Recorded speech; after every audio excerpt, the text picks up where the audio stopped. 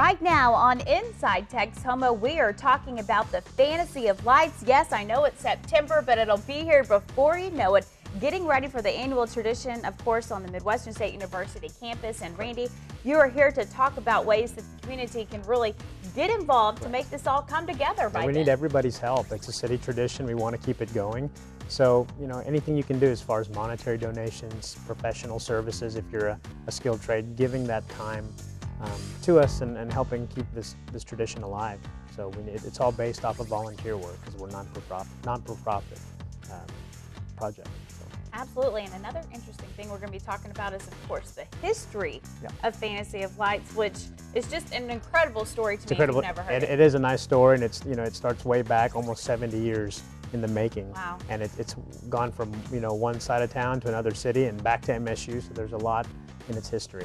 So how that all came about is what we're going to be taking a look at. We're also going to be talking about the opening day is going to be December the 2nd. Go ahead and mark that down, but we will give you all the details. It all starts right now on Inside Texoma.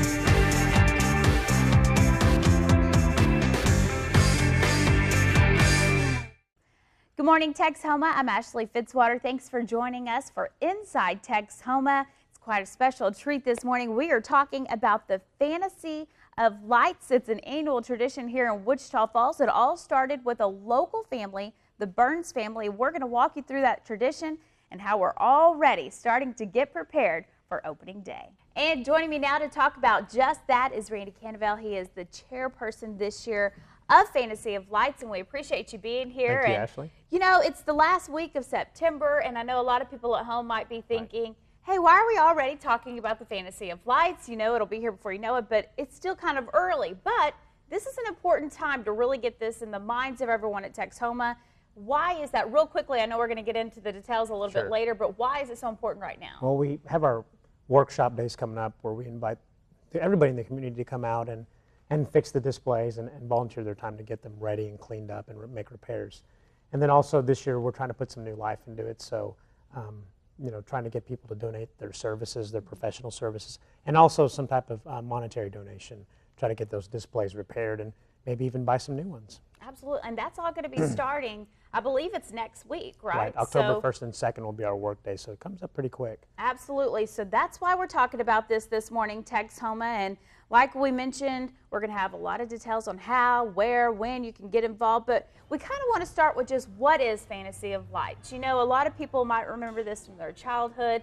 A lot of people might know the history, but you might be new to the town. And I have to say, last year, we did a show here on Inside Texoma focusing on Fantasy of Lights, and we learned so much. And even if you grew up here, there's a lot of history behind it. So if you can just share a bit of that today, the history of Fantasy of Lights. A lot of people know Fantasy of Lights being on the Heart and Lawn of MSU. It's been there for quite a while, but if you trace back the history, it's kind of a nice little story to tell. It began with a married couple, the Burns family, and they started off with just a Christmas tree in their lawn, and then as the years went by, they kind of added to it, and they kind of got people involved to make it kind of a collection of lights in their household and in their lawn, and then before you know it, through time, it kind of went through its ups and downs, and it was sold to the city of Archer City, and it stayed there for a while. And then after that, after their son passed away, it was sold or given to MSU on the condition that it would be a free of charge display for the community to have. And so that's where it began. And MSU kind of had its lights already around all the major colleges and buildings there. So when they added the displays, it became the MSU Burns Fantasy of Lights, which is a collaborative effort, where it is now.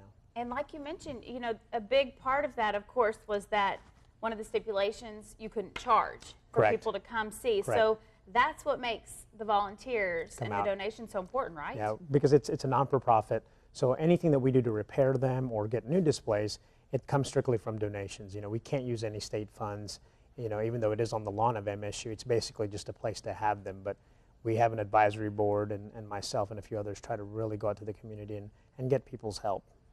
money or even professional services.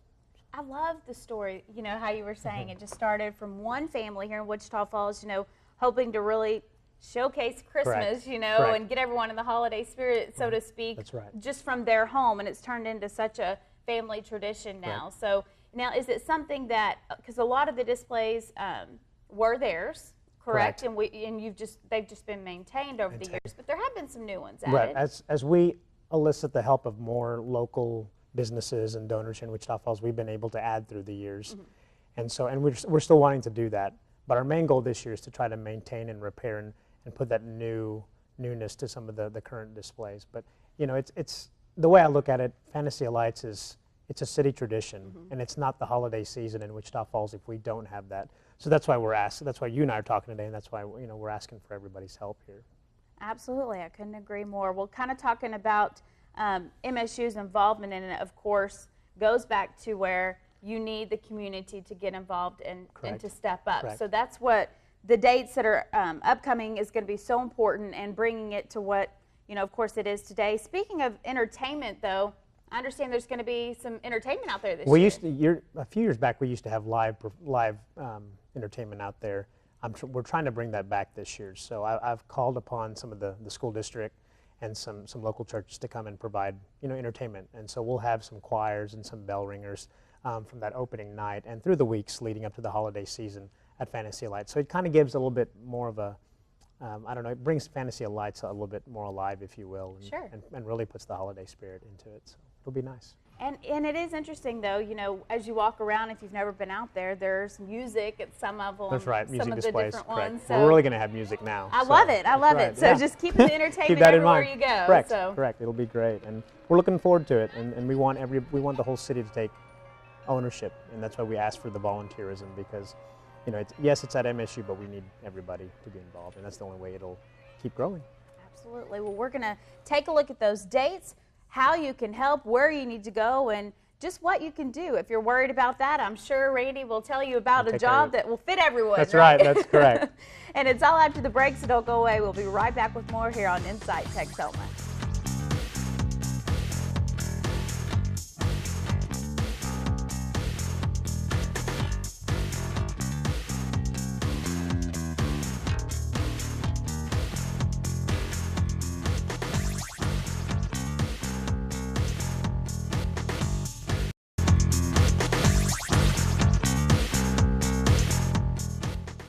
Welcome back to Inside Texoma. Of course, we are talking about the Fantasy of Lights. The big day will be here before you know it, but before that, there's a lot of work that goes into really making the Fantasy of Lights come about, keeping it maintained for years to come.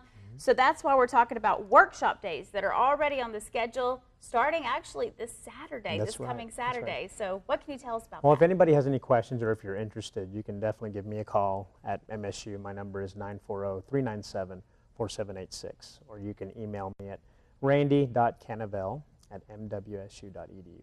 Now, the workshop days will be Saturday and Sunday, October 1st and 2nd, and everybody's invited. I've asked everybody at MSU to come and help out.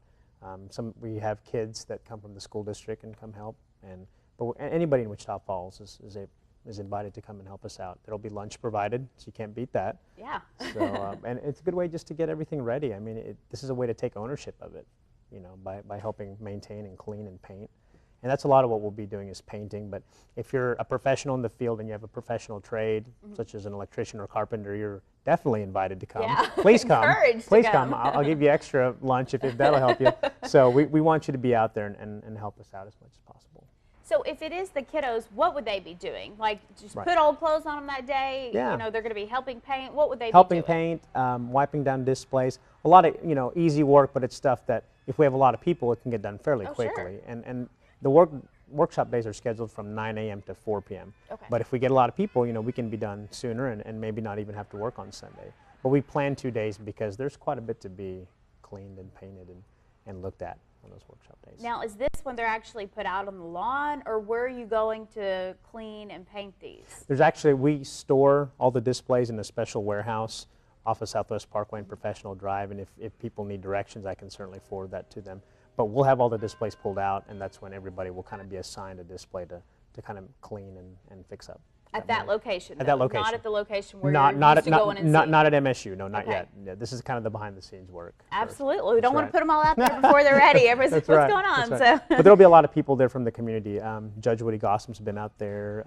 Dr. Farrell, who's our vice president at MSU, he comes out there. So a lot of notable people in our community will be out there, and you'll get to meet them and work hand in hand with them. So it's kind of nice. I love it. So 2 days, Saturday and Sunday, and it all starts at 9 o'clock. Do they need to let you know they're coming, or can you just show up? Or You're welcome to show, but please, if you can RSVP with me, it just makes delegating the duties a little bit easier that day, so we're not just pointing fingers and Sure. yelling at everybody to clean one display. So yeah, please give me a call. It also helps with lunch because, like you said, you're going to provide everybody I'm gonna lunch, provide so lunch. let them know you're coming. So they can hot dogs and hamburgers and have something ready for condiments. you. Yeah, I mean, exactly. I want to have a good head count. You know, Absolutely. And like you mentioned, all that information was, of course, at the bottom of your screen, and we can also, put that up at the end of the show as well in case you missed that. So we'll make sure you have plenty of opportunities to learn just how you can RSVP and get invited. Now, kind of going back to the volunteers, let's say, people didn't take time to do this. They didn't take time to help clean and, repair. What would that mean for the Fantasy of Lights? Like, how important are these volunteers? There's so many displays. There's so many. I have a 3 or 4 page list of stuff that needs to be done prior to us putting them out there. So it's really important to have volunteers come out. And you'd be, even if it's just painting or cleaning, I mean, there's a lot to do. And that's why we allocated 2 days for it. But we really need everybody's help because this is a volunteer effort. It's non-for-profit, as we talked about earlier. So really important to have everybody out there. And it just kind of, with it being the holiday season, it's a good way to give. Just give your time. So, and like I said, it's a Wichita Falls tradition. So we got to keep it alive. So we got to get everybody in Wichita Falls to come. Absolutely, and you're continuing on what the Burns started so many years ago by helping to maintain, what they generously gave. And it's kind of the same thing they did for, when we talk about volunteerism and having people come out and clean, it's kind of what the Burns family did by giving Wichita Falls a display to enjoy during the holidays. So it's all about giving. Absolutely. Well, once again, that's October 1st and 2nd, this Saturday and Sunday, and you can just call the number right there at the bottom of your screen to RSVP for that date. But we need to take another quick break. We are not done talking about the Fantasy of Lights and all the preparations that go into that. We'll be right back with more.